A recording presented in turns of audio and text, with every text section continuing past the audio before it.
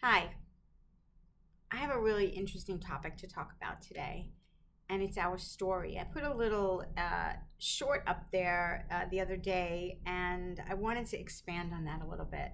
So, what's your story? Is your story something that was decided for you as a child? Things that were told to you over and over again, and so you now think that's definitely who you are? Maybe some of it's good, maybe some of it is detrimental to your growth, but perhaps you were told that you can't pay attention for very long, or perhaps you were told you don't really know how to focus, do you? Or maybe you were told that you were hyperactive or had attention deficit disorder or ADHD or any of those types of things, and perhaps you were told that so often. Maybe you even had testing done. Not saying that some of it's not accurate. Maybe it is, maybe it isn't. But is your life going according to the story you want to tell yourself? Or is your life going according to the story that was given to you? I'm going to give you an example. In my own upbringing, excuse me, I was told over and over again, you're such a klutz, you're so klutzy. And it got to the point, and I can distinctly remember growing up and sitting at the table with all of my family and extended family, my aunts and uncles, grandparents. Oh, just a matter of time before Christine, knocks over a glass of water or whatever drink was, soda, whatever was on the table. And sure enough, it would happen. And everybody would have a big laugh. And I could remember feeling shame and feeling less than and feeling like something was wrong with me. I was a very young child, and they all thought it was pretty funny. And it became a self-fulfilling prophecy because I was now so conscious of it and so worried about it that, what we focus on happens for the good and for the bad. And so I was always focusing on not dropping, not knocking over that glass of water. I wasn't focused on taking care of myself. I was thinking about, oh, that water, I don't want to knock it over. But guess what happened? The more I thought about not knocking it over, I was thinking about knocking it over, and that's what happened. So what you focus on often is what happens, to the good and to the bad. In that situation, it became, I thought of myself. If you would have asked me as a child to describe myself, I would have said I'm a klutzy person. I am not klutzy at all as an adult, nor was I klutzy then. My family created this story around me that just wasn't true. Maybe I had knocked something over one or two times, but all of a sudden, that became my label. I want you to think about your upbringing. Did anybody label you? Maybe they didn't think it was. I'm sure my family wasn't trying to hurt me. But young people, oh, sorry about this. Young people are very impressionable. And it stuck with me. How do I know I'm not klutzy? I'm an extremely good dancer. You didn't know that about me because I don't really share that much on YouTube, but I'm a really good dancer. I was a bartender and a waitress for years. If I was that klutzy, I would not have been in those industries, either dancing or bartending or waitressing for as many years as I was. If I was that klutzy. And so we all drop things here or there, but by in no means was I a clumsy person then, nor am I clumsy now. But for many, many years, that is how I saw myself. I've worked with clients. Let me switch it over to today. I've worked with clients that when they start working with me, they say, Christine, I have ADHD or I have ADD. And it is not my job or my qualifications to tell somebody they do or they don't. They tell me that's who they are, so we work with that. And it seems to be the reason that they tell themselves that they can't do certain things, or they struggle with studying for a test, or they struggle with working for an extended length of time. Oh, I can't do that. I can't do that. And so their whole vision of themselves, the story they have about themselves, is based on, I have ADHD or I have ADD or I really struggle with this. And Like I said, I don't sit there and say anything negative about it because it's not for me to say. I'm not a doctor, I'm not a therapist. My job with clients is to help them move forward and to create strategies around what they bring to the table. So, what I do with some of those clients, and before I do that, so their narrative about themselves, their story about themselves is all wrapped around this ADD, ADHD, and it comes out when I'm coaching them in every way, like especially if they don't live up to the commitment that they made during the coaching session. So what I discovered by working with people that told me that this was part of their identity, their story, is I would break it down, reduce it to ridiculous. So I would say things like, can you stay focused for 15 minutes? They would say, yeah, I can. Good. Can you stay focused for 30 minutes? Yes, I can definitely stay focused. I mean, no context switching, no looking, no multitasking, no looking at the phone, only focused on whatever that task is that you decided at the top of that half hour. And they're like, yes, I can. I said, okay, let's stretch it out a little more. Can you, for 1 hour, at the top of that hour, completely focus on whatever that task, whatever that intentional choice is? Yes, I can. Awesome. How about an hour and a half? They say, well, that might become iffy. So now I know that their boundary, at least to start, is an hour. So I'm like, let's create a strategy where you are completely intentional about that 1 hour. You're going to decide at the top of that hour what you're going to do. If you're in sales, perhaps you're going to be making outreach phone calls. Only phone calls, no answering texts, no answering emails, no having your eyes look at a different screen. Turn that screen off, turn the phone off that you're not dialing with, and you're just dialing for your prospects and clients during that hour. You do not have the luxury to do anything else but just for that hour. And then at the end of that hour, how long of a break do you think you need before you're ready to reset? Some of them say, oh, I only need 5 minutes. Some of them say 10 minutes. Some of them say 15 minutes. So I say, okay, let's start with the longer break to begin with. So we start training our minds, and they'll take a 15-minute break. Now, during that 15-minute break, they have to decide what they want to do at that break. It has to be a little bit of a mental break for their brain because we're trying to retrain the story that they actually can be focused, they can be intentional, they are not subject to the old story of, oh, I can't focus at all. I can't focus at all. You can, maybe for less time than the person sitting next to you. So during that 15 minutes, that break, I suggest always that you do something physical. Whether you go for a quick walk, whether you, if you're in an office, do some push-ups, do some jumping jacks, do some knee raises, do some stretches. Get your eyes away from a screen. Don't do any other type of work. This is only to initially train yourself. Then you go back and I say to them, do you think you can then do another hour after that? Yes, I can.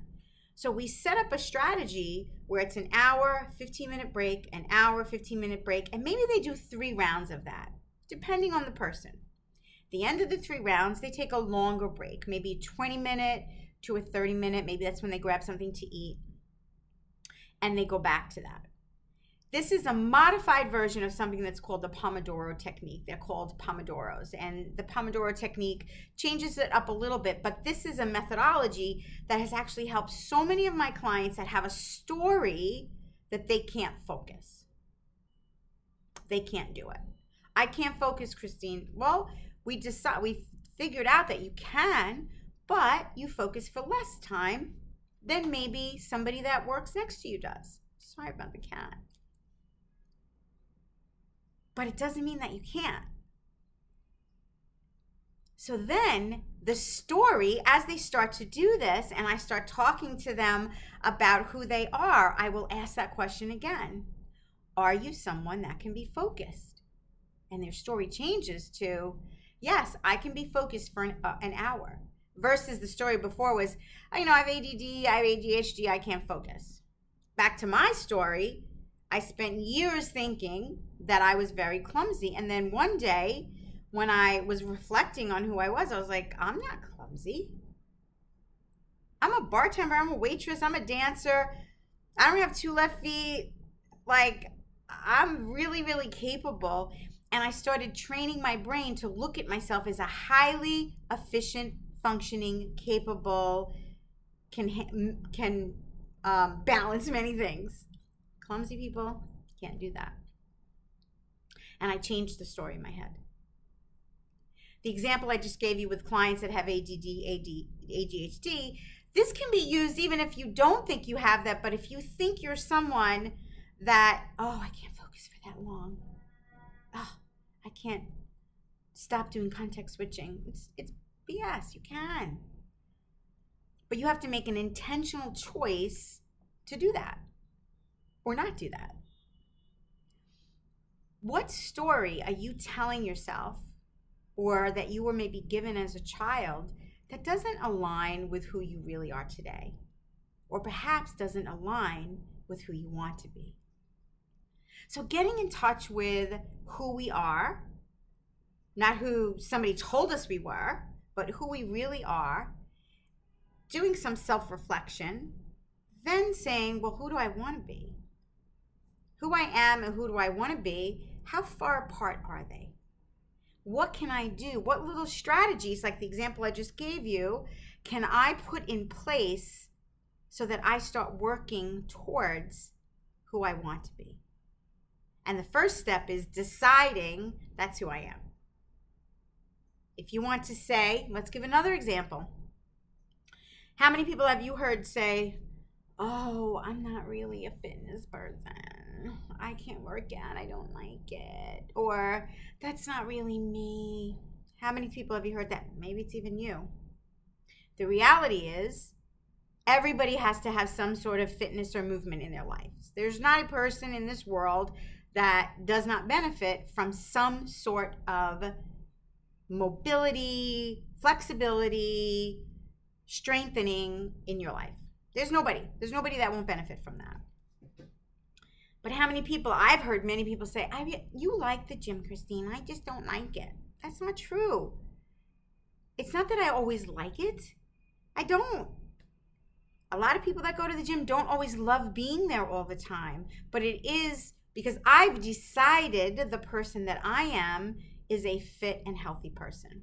Do I live up to that 24/7? No, I don't. I'm a candy junkie. I love it. It's my confession to you. I'm trying to break it. I really am, because it's so bad for you. But I really do like candy. I think that's my biggest offense. But I see myself as a person that cares about their health and fitness. I've always seen myself as that way, and I live up to that on a daily basis. If you see yourself as someone that doesn't care about it, or can't because you have it in your brain that that's not who you are, the choices and the decisions you make based on that preconceived notion of who you've decided or somebody decided you were, or maybe you were really young and you decided this, well, your behaviors are going to be reflective of that story that you've told yourself. So the story and our identity of who we think we are very much becomes a foundation for the choices and the decisions and the actions that we take or don't take. So it's really important to get clear on who you are, who do you want to be, and did somebody else decide who you were, or did you? I hope this resonated with you. I would love to know in the comments if you want to share your story, your before and after story. That would be awesome.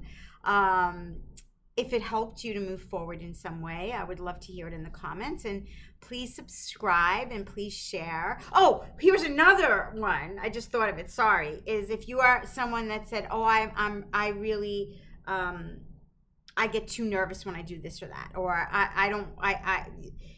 were you nervous or somebody else made you nervous? That's another thing, because that's something that I've grappled with myself. So that pre-story of ourself is really important, because if it's not serving you, if it's not working for who you want to be, then what can you do to get rid of that story?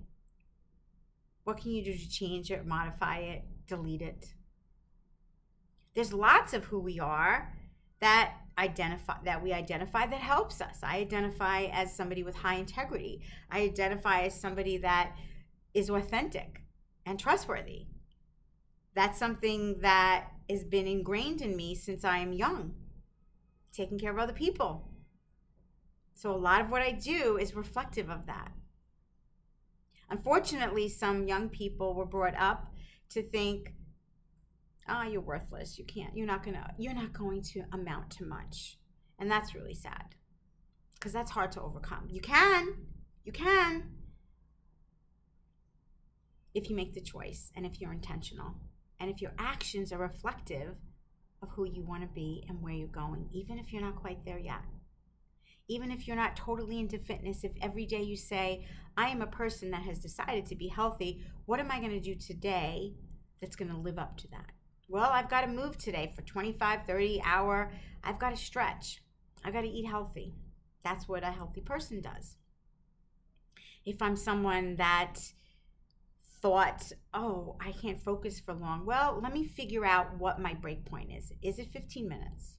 Focus for 15 minutes. Take a 2-3 minute break. Go back to the 15 minutes. I could do 30 minutes.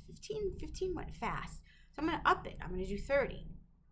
Till you find that point where you really can't be focused. Now you change the story. Instead of I can't focus, I'm not disciplined, I'm someone that can focus very, very intentionally for an hour. And that becomes your new story. And maybe that hour is going to become 2 hours. Who knows? But you change the story. You change how you speak to yourself, and you can change your life.